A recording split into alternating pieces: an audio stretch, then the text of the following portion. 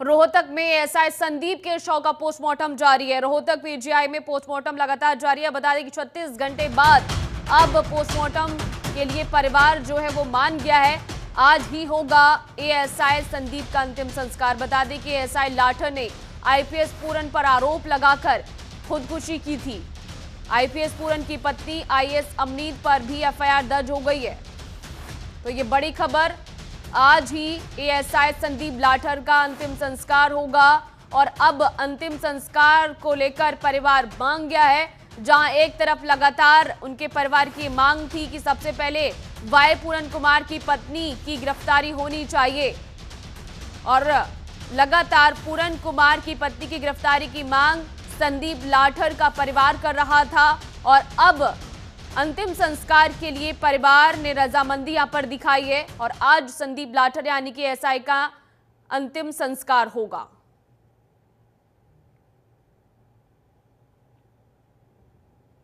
तो रोहतक के पीजीआई में पोस्टमार्टम लगातार जारी है। 36 घंटे बाद पोस्टमार्टम के लिए परिवार मान गया है और आज ही एएसआई संदीप लाठर की पोस्टमार्टम के बाद अंतिम संस्कार किया जाएगा। तो आपको जानकारी दे दें, एएसआई संदीप लाठर जो वाई पूरन कुमार केस की गुत्थी सुलझा रहे थे और उन्होंने अब वाई पूरन कुमार पर कई गंभीर आरोप लगाए, भ्रष्टाचार जैसे आरोप लगाए। संदीप लाठर ने साथ ही साथ एक वीडियो मैसेज भी छोड़ा और अब लगातार ये केस जो है उलझता हुआ नजर आ रहा है। जहां दूसरी तरफ संदीप लाठर का परिवार गुस्से में नजर आया और कहा गया कि वाई पूरन कुमार की पत्नी की गिरफ्तारी होनी चाहिए।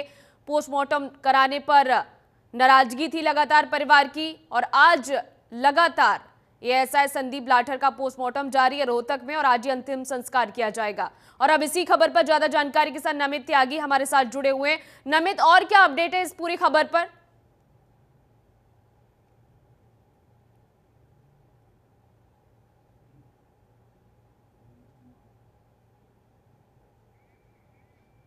विनीत, आप तक आवाज पहुंच पा रही है? विनीत, और क्या अपडेट है इस पूरी खबर पर? बिल्कुल, देखिए आज जो है एएसआई संदीप का पोस्टमार्टम होना है। एफआईआर के बाद जो है परिवार ने सहमति जता दी है।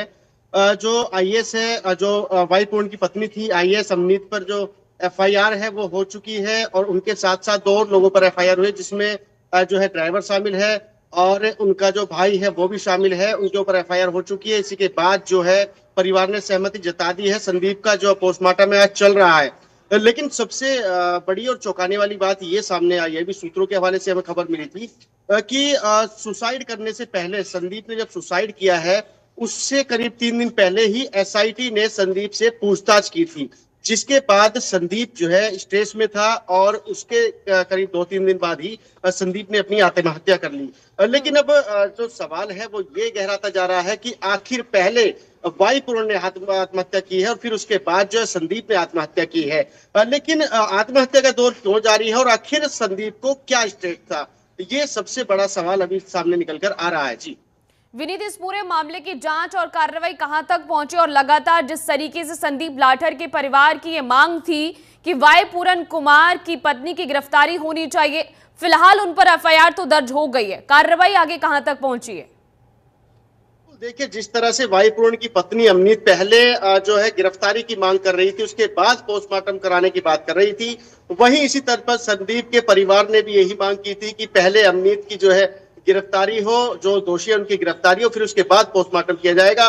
लेकिन कल जब सीएम नायब सिंह सैनी उनके आश्वासन दिया कि जो है उचित कार्रवाई की जाएगी, इसके बाद जो है संदीप लाठर का परिवार जो पोस्टमार्टम के तैयार हुआ और आज सुबह 8 बजे ही पोस्टमार्टम होना था, लेकिन पोस्टमार्टम थोड़ा डिले हुआ और अभी जो है पोस्टमार्टम की प्रक्रिया चल रही है। लेकिन देखना भी ये है कि आखिर बोथ साइड इस मामले में क्या कुछ निकल कर आता है। जी विनीत, कोई अपडेट निकलकर सामने आ पाया है इस पूरे मामले में? पहले वाई पूरन कुमार खुदकुशी कर लेते हैं और उसी केस को सुलझाने के लिए एएसआई संदीप लाठर को चयनित किया जाता है, वो इस पूरे केस की गुत्थी सुलझाते हैं और सुलझाते सुलझाते वो अपनी जान की आहुति यहाँ पर दे देते हैं, जान यानी कि खुदकुशी कर लेते हैं। तो क्या मुख्य वजह है इसके पीछे, कोई कारण पता चल पाया?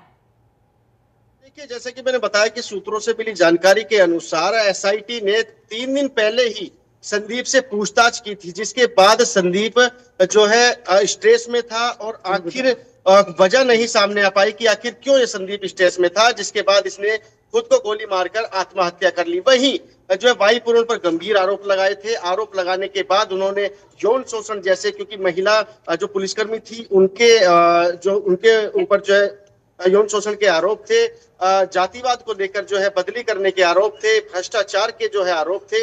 लेकिन इसमें अभी इनपुट ये भी मिल रहा है कि कहीं ना कहीं सीबीआई जो है इंक्वायरी पुट हो सकती है, क्योंकि जिस तरह से मामला गहराता जा रहा है वो काफी सस्पेंस क्रिएट करता जा रहा है जी।